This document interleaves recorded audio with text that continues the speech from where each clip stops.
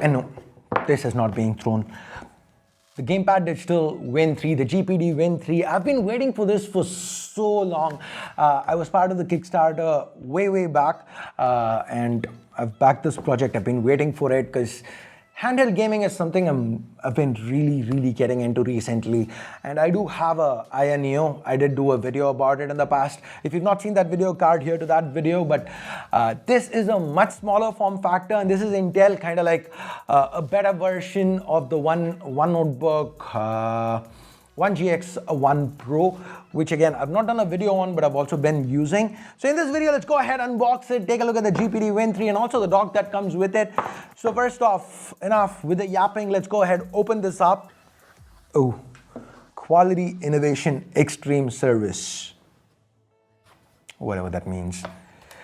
There's a screen protector, a tempered glass screen protector that seems to be included. And this, actions speak louder than words. This seems to make a lot more sense. And this is the GPD Win 3. My initial feeling is that it feels thicker than the images. I thought it would feel a little slimmer, but expected. Let's set this aside for a moment. This is for screen protector application. Then we've got the information booklet,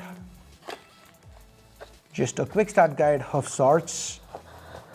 Okay, and to this side, so this is a 65-watt charger. Okay, 65 watts, and this is a USB Type-C to Type-C cable for the charging.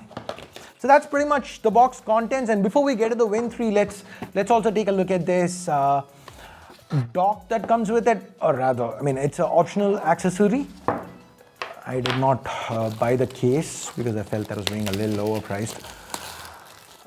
So this is the docking station. Okay, it actually opens this way. Sorry about that. Ooh, okay. No luck.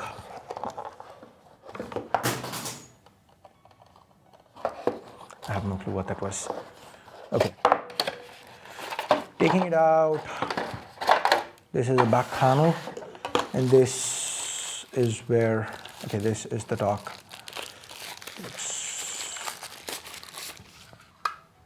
Okay, my bad.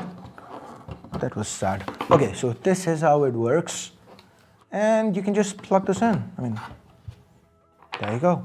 So with this dock, we've got a Type-C port, HDMI, Ethernet, 3 USB 3 ports. That's nice, but I don't think this one actually supports Thunderbolt. I might be wrong. That's something I'm gonna have to test out. So now here's the GPD Win 3. And this is a slide-out display. You can slide it, and there is this so-called keyboard over here. I've got mixed feelings about this one. The keyboard, I kind of like the fact that it's there. From whatever I've read, it is not supposed to be great as a keyboard. And initial impressions, I don't think it's going to be great as a keyboard. But I do like the fact that it's there because Windows is a very keyboard mouse centric OS. As much as Microsoft wants to adopt it for touch, it's still predominantly, it requires input. So with the Aya Neo, that's been one of the things that's kind of driven me nuts. I've had to constantly plug in a keyboard and trackpad accessory. I've had to connect that and use it, or everything takes a little too long. Once the games are set up, it's amazing to play, but till then, that's needed. And the fact that there's a keyboard that slides out, I mean, you can slide the display out and access. I think it's a positive here.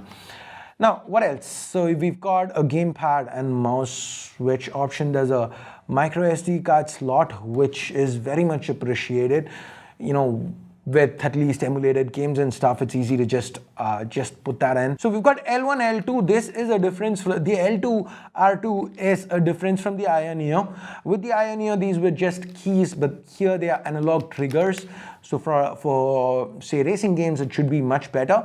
We've got direction keys here, X, Y, A, B, thumbsticks, which are clickable. So L3, R3 is here, and we do get 2 extra keys. which is wonderful. This is the power button, so let's go ahead, press that. There seems to be juice, LED indicator, there's a X button. Here are the speakers, and here's where I feel a little bit of, what do you say, GPD's experience building portables has come to the fore. With the INEO, the speakers would get muffled every time you actually put it down this way, like this, but here they've kind of curved it out so that the speakers, even if you're just resting it like this, the speakers would still, you'd get some kind of output with it. The fan seems powerful. And the fact that there's a full-fledged USB-A port here, that's again something I really like. I do miss that with the INEO. I keep talking about the INEO because that's the portable that I've been using a lot of. And with that, the lack of a Type-A port means, especially when I have to plug in a keyboard and mouse, having to locate an adapter is a pain at times. So let me run through setup here. And again, here's where this keyboard, it's a godsend. I'm Cortana, and I'm here to help. A little sign in here. It's loud. It's loud. We'll have your PC That's not even the highest. All you plan to do. Okay, Use your voice or the keyboard. Okay, shut up. The speaker seems much louder than on the INEO, but the screen is a lot smaller. Personally, I like it because I like the form factor. I wanted something a lot smaller. With the INEO, it's something you rest on yourself and play. It's not something you hold in hand and play a lot, because it gets difficult to do that for a long time. So this is Prince of Persia: Sands of Time. The remake should have been out by now, but hey. So I wanted to get my Prince of Persia fix. I was trying this and it runs pretty smoothly, but it's an old game. So as you can see, it's running at like 5 watts. And here's where I really like how this is, because now just to alt tab out, without having this keyboard, it would not really be possible. And having to resort to something else or any kind of shortcuts, it just feels like too much of a pain. Let me load up Resident Evil Village. This is all medium to low settings. Seems to be running fine. It's pretty solid. I mean, I've just started playing it, but hey, I'm not particularly a fan of Resident Evil. And because it's X input, it's all, what do you say, pretty much mapped. You don't need to do any kind of mapping. Thank you for that.